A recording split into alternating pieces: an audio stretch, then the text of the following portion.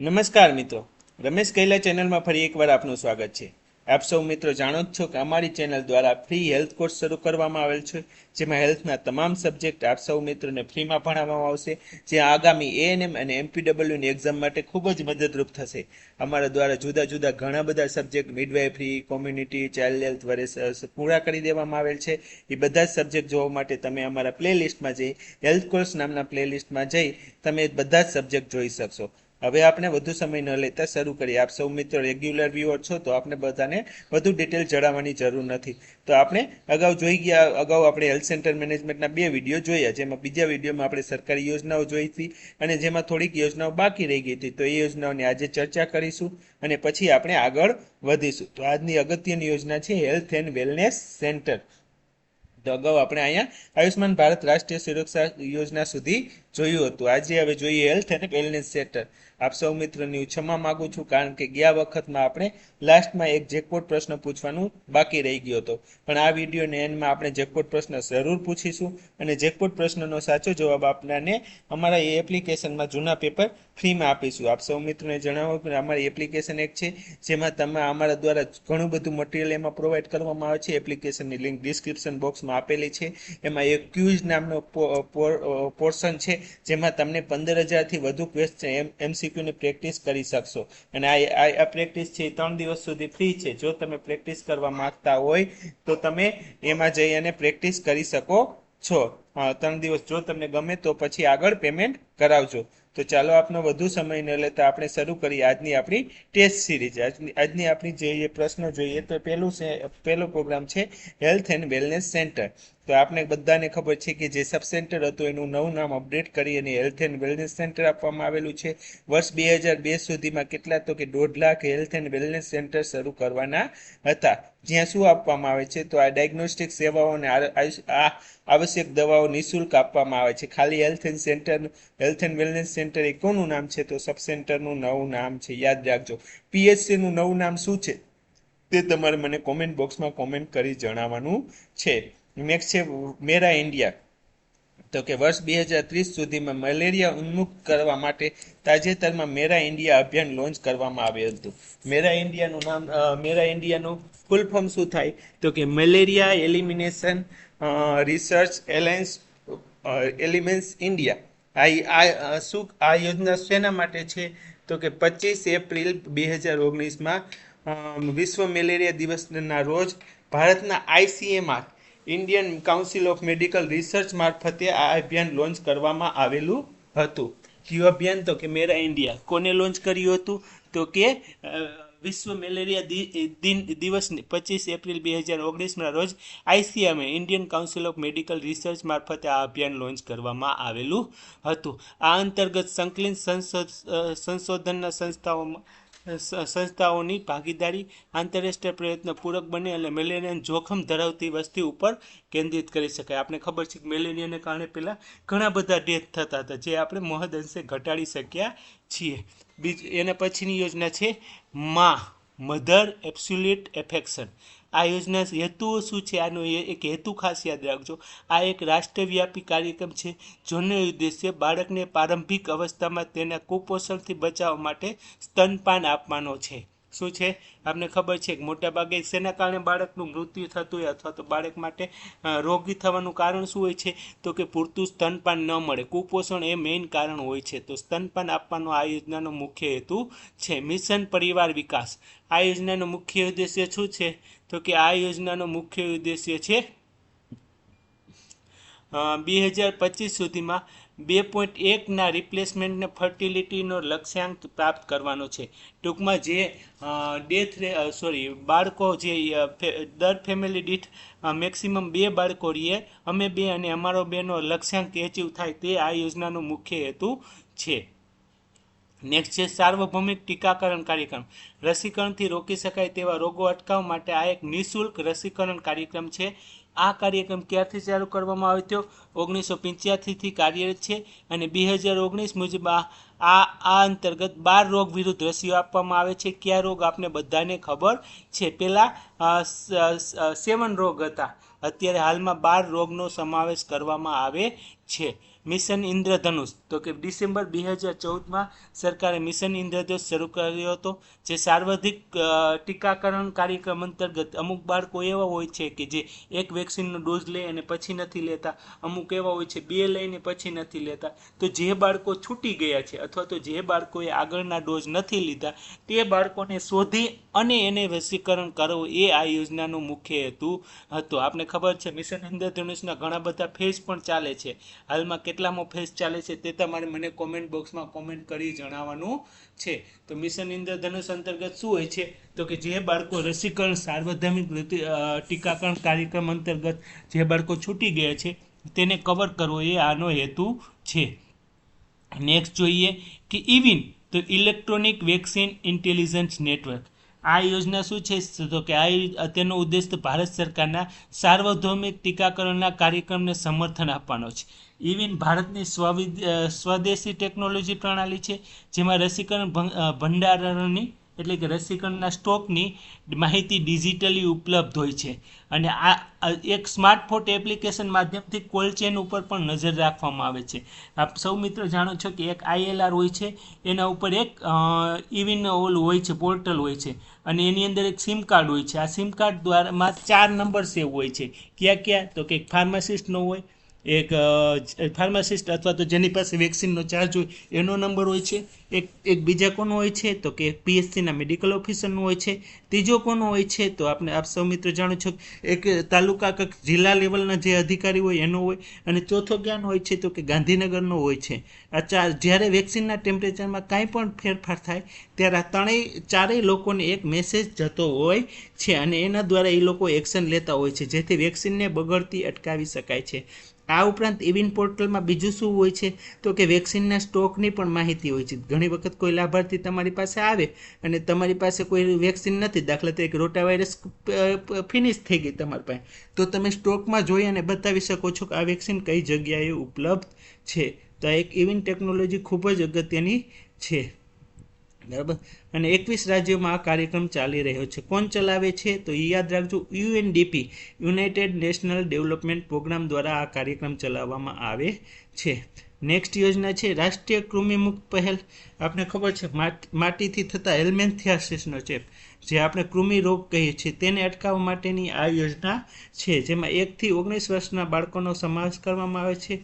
અને શું હોય છે, આંગણવાડી અને સ્કૂલ દ્વારા આ પ્રોગ્રામ ચલાવવામાં આવે છે, જેમાં આલ્બેન્ડાઝોલ ટેબ્લેટનું વિતરણ કરવામાં આવે છે, જેથી કરીને આપણે કૃમિને નાબૂદ કરી શકીએ છીએ. પ્રોજેક્ટ સનરાઈઝ, તો કે આ શેના માટેનો કાર્યક્રમ છે, આ કાર્યક્રમ યાદ રાખજો ખાલી કે એઇડ્સની રોકથામ માટેનો કાર્યક્રમ છે. કેટલા રાજ્યોમાં ચાલે છે, 8 રાજ્યોના 20 જિલ્લામાં ચાલે છે. ઉદ્દેશ્ય શું છે, તો કે 2022 સુધીમાં 90% HIV ગ્રસ્ત વ્યક્તિને ઓળખી કાઢવા અને તેનો ઉપચાર કરવો. આ પ્રોજેક્ટ મારફતે 1 લાખ એઇડ્સ અને HIVના દર્દીઓને લાભ મળી શકશે, બરાબર. તો એઇડ્સ માટેનો આ પ્રોગ્રામ છે. આનામ ખાસ એવું જ પૂછશે. મિશન સંકલ્પ, તો આ યોજના પણ HIV અને એઇડ્સને સંબંધિત છે. તેમાં એવા લોકોને ઓળખવા જેને નિયમિત સારવાર કે સંપર્ક થઈ શક્યો નથી, તથા એન્ટીરિટ્રોવાયરલ થેરાપી સેવા અંતર્ગત HIV વ્યક્તિને ઓળખી સામયિક પરીક્ષણ કરવામાં આવે છે. લક્ષ્ય શું છે, 90-90-90. એમાં સ્ટ્રેટેજી શું છે, 90-90-90. હું સમજાવું તમને. આ સ્ટ્રેટેજી મુજબ HIV પ્રભાવિત લોકોને 90% લોકો પોતે HIV પીડિત છે તેની જાણ કરવાની છે. આપણે જેટલા લોકો છે એમાંથી 90% લોકો આપણે HIV પીડિત છે એવા ગોતી લેવા. HIV પીડિત છે તેમાંથી 90% લોકોને એન્ટીરિટ્રોવાયરલ થેરાપી શરૂ થઈ જવી જોઈએ, અને જેટલા લોકોને એન્ટીવાયરલ થેરાપી શરૂ થઈ છે તેમાંથી 90% લોકોમાં શું હોય છે, જે રોગના લક્ષણો છે ઘટી જવા જોઈએ. તો આમાં 90-90-90 સ્ટ્રેટેજી શું છે, તો કે 90% લોકોને ઓળખી કાઢવા, એમાંથી 90% જેટલા ઓળખી કાઢ્યા એમાંથી 90% લોકોને રિટ્રોવાયરલ થેરાપી શરૂ કરી દેવી, અને જેટલાને રિટ્રોવાયરલ થેરાપી શરૂ થઈ એમાંથી 90% લોકોમાં શું હોય છે, HIVનું સ્તર ઘટી જવું જોઈએ. તો આ યોજનાનો મુખ્ય હેતુ છે. એનું શું નામ છે, મિશન સંપર્ક. આ યોજનાનું નામ શું છે, મિશન સંપર્ક. અને પ્રોજેક્ટ સનરાઈઝ પણ HIV એડ્સને લગતી જ યોજના છે, જેમાં 90% વ્યક્તિને શું હોય છે, ઓળખવાના હોય છે.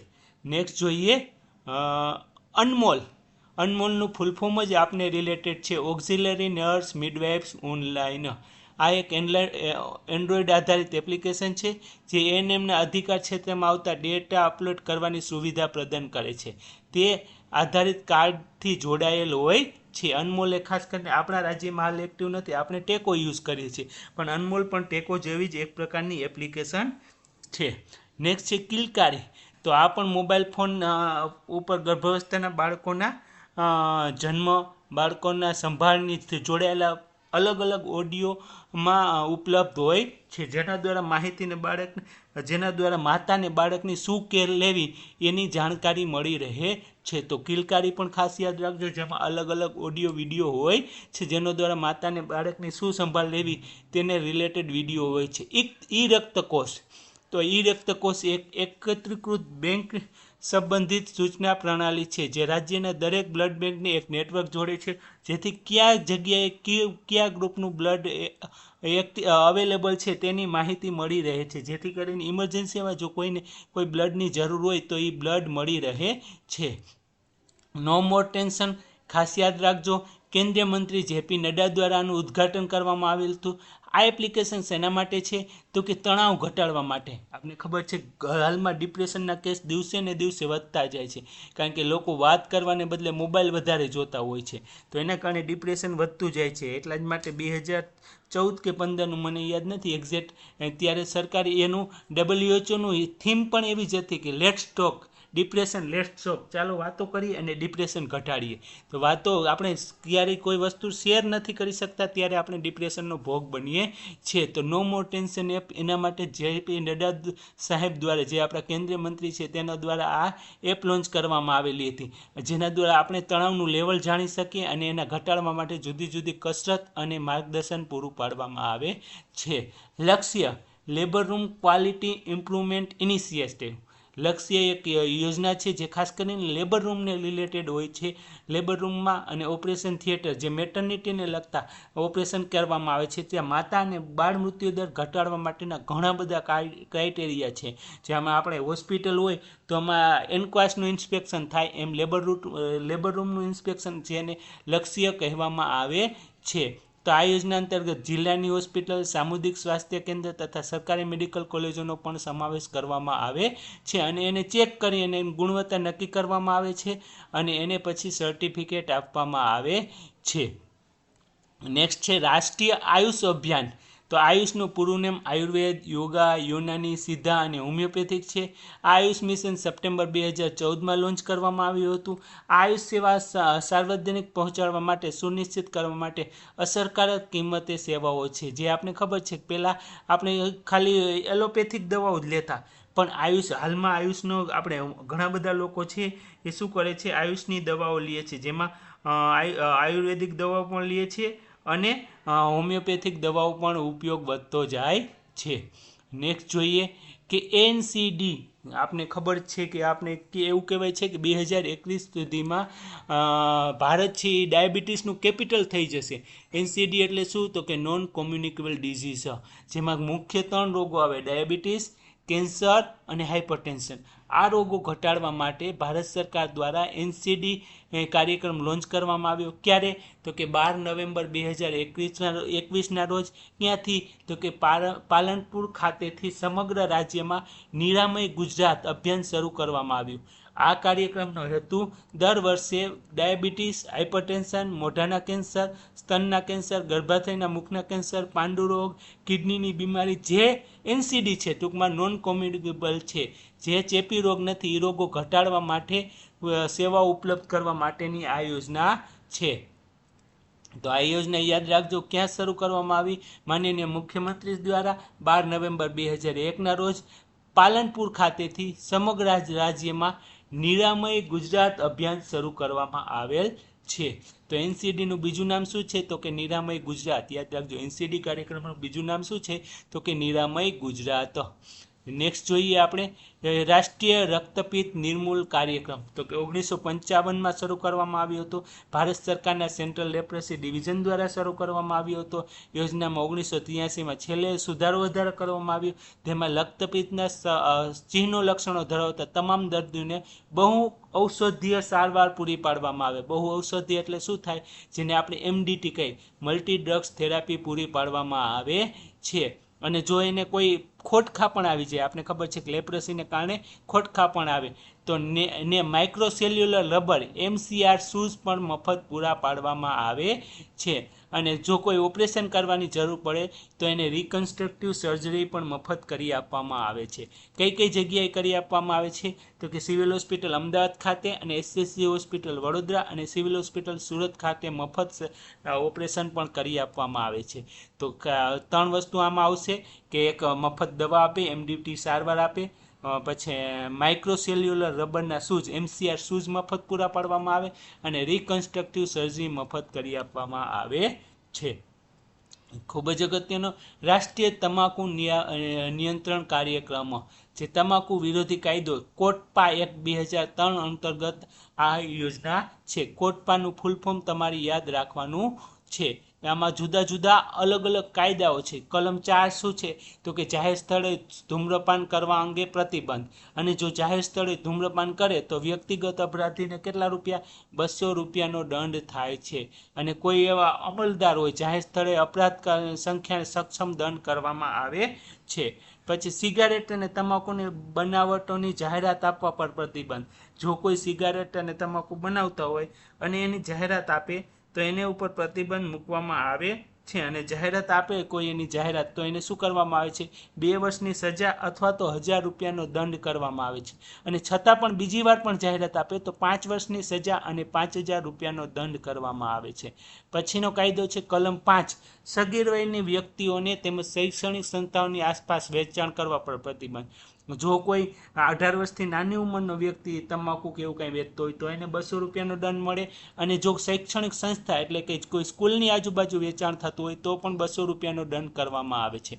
કલમ 7, 8 અને 9 નિર્દેશ આરોગ્ય વિષયક ચેતવણી વિના સિગારેટ અને તમાકુની અન્ય બનાવટોનું વેચાણ કરવા પર પ્રતિબંધ. આપને ખબર જ છે તમાકુના જે તમે કોઈ સિગારેટ લઈશો, બિસ્ટોલ લઈશો કે કંઈ તમાકુ રિલેટેડ કાંઈ પણ લઈશો તો એના ઉપર એક જાહેરાત લખેલી ફરજિયાત હોય છે કે આના કારણે કેન્સર થઈ શકે છે. જો આવી જાહેરાત ન લખી હોય ને વેચતા હોય, કંઈ પણ તમાકુ હોય, ગુટકા હોય કે કંઈ પણ વસ્તુ વેચતા હોય તો એને શું થઈ શકે છે, તો કે એને પહેલી વાર ગુનો કરે તો 2 વર્ષની સજા, જેલની સજા અને 5000નો દંડ. બીજી વાર ગુનો કરે તો 5 વર્ષની જેલની સજા અને 10,000નો દંડ ઉત્પાદકને.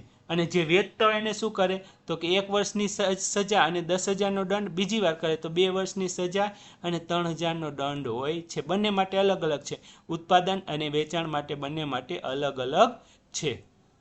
નેક્સ્ટ જોઈએ સબ સેન્ટર પર દવાની કીટ.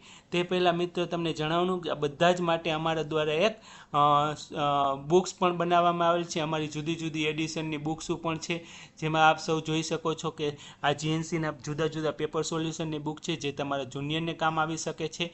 પછી ધમાકેદાર ઓફર છે, કોમ્બો ઓફર. આપ સૌ જાણો છો કે ચાઇલ્ડ હેલ્થ અને મિડવાઇફરી 50 માર્કનું પૂછાવાનું છે, તો એના માટેની એક કોમ્બો ઓફર છે. ચાઇલ્ડ હેલ્થ અને મિડવાઇફરીની બંને બુકનું તમામ વસ્તુ આવી જશે. આ ઉપરાંત પેપર સોલ્યુશન તથા માસ્ટર માઇન્ડ બુક અને ગુજરાતી વ્યાકરણનો કોમ્બો છે, MPW માટે છે.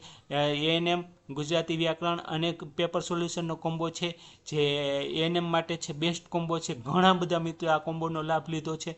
આ ઉપરાંત સ્ટાફ નર્સની બુક સાથે 15,000 જેટલા MC one liner question free છે. આ પણ ખૂબ જ અગત્યની બુક છે. આ ઉપરાંત તમે જે અમારી ઓલી સંપૂર્ણ પ્રશ્ન બેંકની તો જે મેં અગાઉ ચર્ચા કરી એ તો છે જ કે આ એપ્લિકેશન 3 દિવસ ફ્રી છે. એકવાર તમે ડાઉનલોડ જરૂર કરજો. જો તમને કંઈ કન્ફ્યુઝન હોય તો અમારા નંબર 9601409876 પર કોન્ટેક્ટ કરજો. અમારી ટીમ તમને 100% હેલ્પ કરશે. હવે જોઈએ આપણે દવાની કીટ જોઈ લઈએ સબ સેન્ટર ઉપર કઈ કઈ દવાની કીટ, તો આ પૂછાઈ શકે કે કીટ એમાં શું શું હોય, તો આ તમારે યાદ રાખવાનું છે.